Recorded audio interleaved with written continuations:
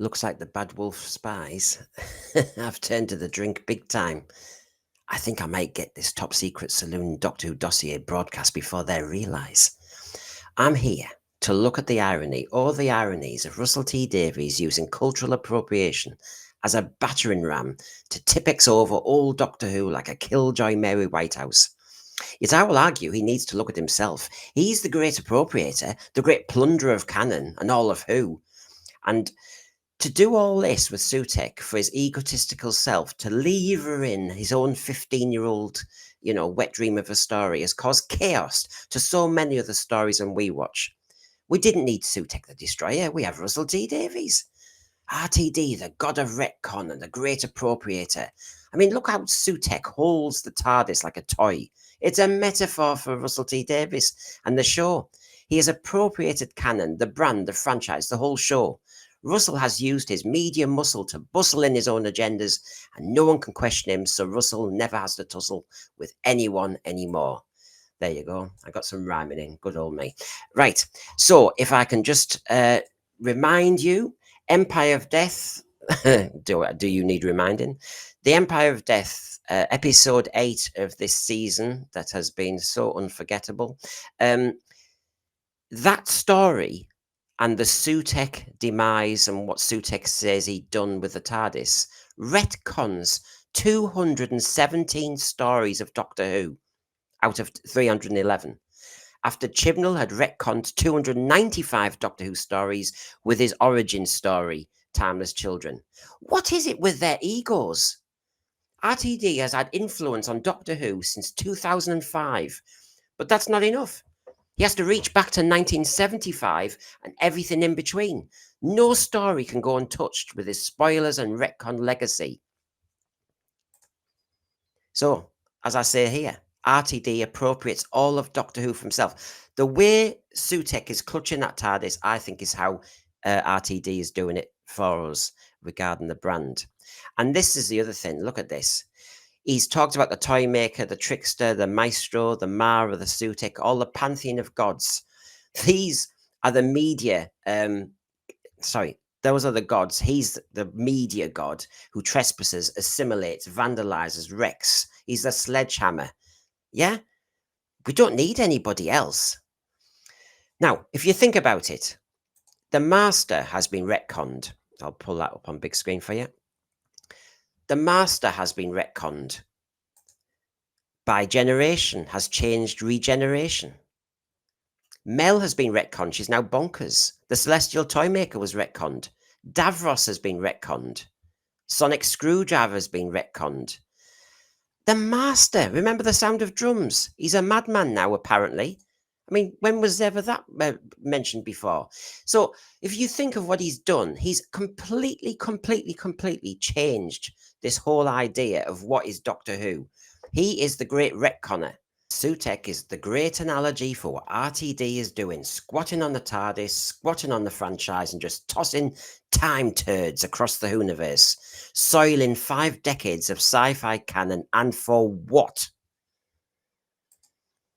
Sutekh ripping through the vortex is one thing. RTD is spray painting it and graffitiing his presence, his opinion, his view on all of the 61 years of Doctor Who, and that is not appropriation. That is just taking over. I told you ages ago in one of my previous saloons that he is the new Mary Whitehouse. He is the great purveyor of what is acceptable, from cultural appropriation to the toy maker must be changed, Sonics are too dangerous, Davros is problematic. He is remember, he's the one who changed the Master. He is the one who's changed regeneration. If it doesn't look right, if it doesn't feel right, if it's not acceptable to this generation, it goes. He's done more destruction and he's done more change than Mary Whitehouse ever dreamt up. So the biggest disrespect is from RTD appropriating for himself other people's works, stories, characters, and taking them for his own. Even more, he uses the Tales of the TARDIS and the 311th Doctor Who story, The Empire of Death, to change even more. I will assert that it's RTD, Chibnall, who have appropriated all the stuff and changed it like they're in a toy box of Doctor Who and taken ownership of it. And ironically, they are the appropriators, as I've said. So let's look at the definition. So there in the top right, I've got the great quotation from Empire of Death when Ncuti in the memory TARDIS was talking about cultural appropriation of Egyptology. And then, of course, we've got the definition. The action of appropriating something, dishonest appropriation of property. Well, you could argue there's an awful lot of appropriation of other people's copyright and other people's ideas and other people's inventions from Doctor Who going on here. Okay? The deliberate reworking of images and styles from earlier well-known works of art. Pyramids of Mars is a sci-fi work of art. Deadly Assassin, great work of art. You could go through the pantheon of all our Doctor Who's. He is deliberately reworking the images and styles. And we'll look at the drawings of Sutekh and how he demanded it got changed. So it's very clear what he's trying to do. And he's misusing this word. And to be honest, it's so ironic that he's using this word because I'm accusing him of it much more. And actually, on the on the cultural appropriation front, since he's the pious one, Fires of Pompeii, was that cultural appropriation? Unicorn and Wasp, Black Orchid, Time Flight, Khaled, The Mask of Mandragora, Marco Polo, Mavic Chen. Is he really going to just destroy, tamper with, change, graffiti all over Doctor Who history because he finds it, like the great Mary Whitehouse, problematic? I could go on. And yet, while we're talking about cultural appropriation, what do we say about Rogue? I know it was a parody of Bridgerton, but Bridgerton is a parody of Regency. And of course, he gets away with it because he says it was cosplay. And of course, this is the other great wheeze of the media creatives. They have an answer for everything.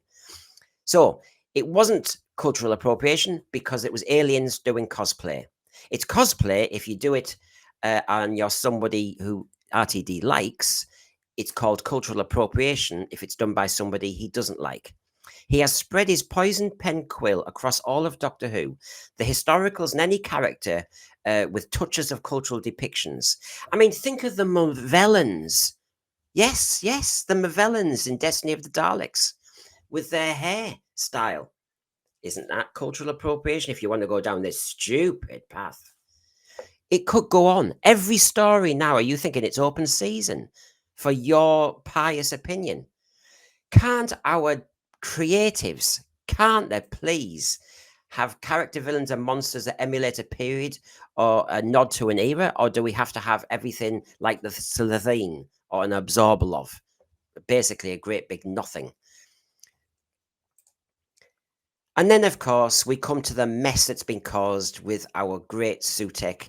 He says the greatest monster he's ever met. I mean, I think he was the greatest villain, really. Right. The lazy writing here, let's be honest. The lazy writing without thinking about the consequences on the brand and on Canon. And I'm not saying I'm one of those who has to prize Canon and I'm flicking through all the appendices all the time. I'm not. But what he has done with this flippant explanation of him sitting on the TARDIS for 50 years and then spreading his little seed of a kind of Susan Triad of it, absolute nonsense. I have so many issues. I'm sure you do as well with this. I mean, look, let's be honest. Bad Wolf is a team. Phil Collinson is a Doctor Who fan. We've seen it in many interviews. He's an executive producer. So if some of the other executive producers aren't Doctor Who fans, I will expect people like Phil Collinson to say, this won't work, RTD. This has too many consequences. It will cause chaos. And ask some of the questions we are asking. Of course, you're not allowed to ask Russell questions. But I would expect somebody on an executive producer's wage to be asking questions like this. Why would Sutekh be so patient and wait 50 years? Won't you want to kill some people along the way? And there were obviously some very awkward moments with that TARDIS that we'll look into in a moment. But of course, it falls into that other thing that we've heard from the Bad Wolf team, which is they don't like on set to discuss the classic Doctors.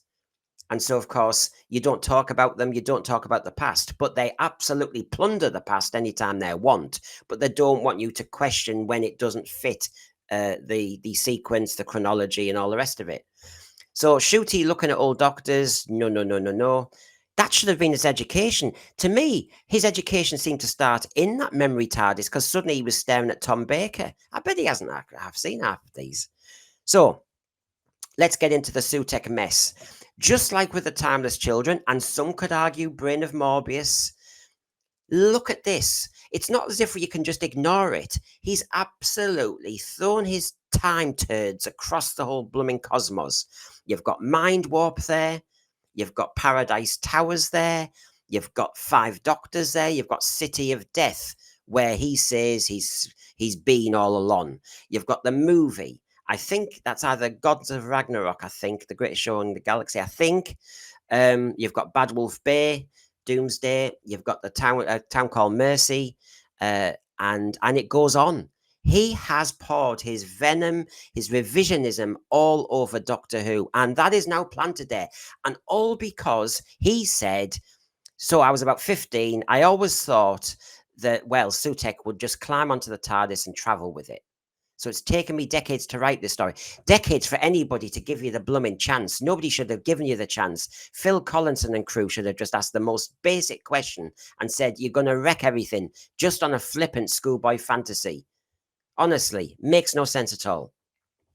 And of course, it's been enjoyable in one respect because the fans have had to take ownership of this mess. So you get some funny memes and drawings and imagery. But the trouble is, we're making fun of it, but we are absolutely disappointed as hell. And we don't know how you can rewrite this. This is now one of those moments. It's seminal. Do you rewrite Doctor Who maybe from Capaldi onwards if you do a future series? Because it has been so messed up. So yeah. Runaway Bride, was he sat there all along? And that's why the taxi driver was looking a bit strange and the kids at the back shouting. The Day of the Doctor is now just an utter mess. Are there 3 Suteks? Did he decide which one to travel with? Did he think, the War Doctor's TARDIS is a bit messy, so I'll go on the other one? This is just stupid. Captain Jack was holding on to Sutekh, was he? Didn't Sutekh want to kick him off or turn him to dust? He was happy to have a companion with him. They had a small talk, did they? Of course, this is highly problematic. I mean, hello, where was he putting his where did he wrap his legs around? I mean, honestly, please. Then there's Nardole and the Capaldi Doctor. They're all alone. Then, of course, the TARDIS actually talked to the Matt Smith Doctor. Didn't they want to say, by the way, I've got an albatross around my neck, so to speak? We've taken our mick as well. There's our version of Sutekh sitting on the blooming TARDIS. We even put it into our mini movie. If you haven't seen it, 1 hour, 4 minutes into our Empire of Death review with that thumbnail at 7 p.m. on Sunday, we did a mini movie of it. And the lad on the right is playing RTD as the great writer. There we are at the Crucible in season 4 with Davros. Wouldn't Sutekh want to get off then? And of course, Frontius becomes problematic, doesn't it? The TARDIS was absolutely obliterated and, spread all over the place. Awkward and painful for Sutekh. And then, of course, we have this problem, don't we? I mean, I could have plundered how many stories to actually say, RTD, this doesn't work.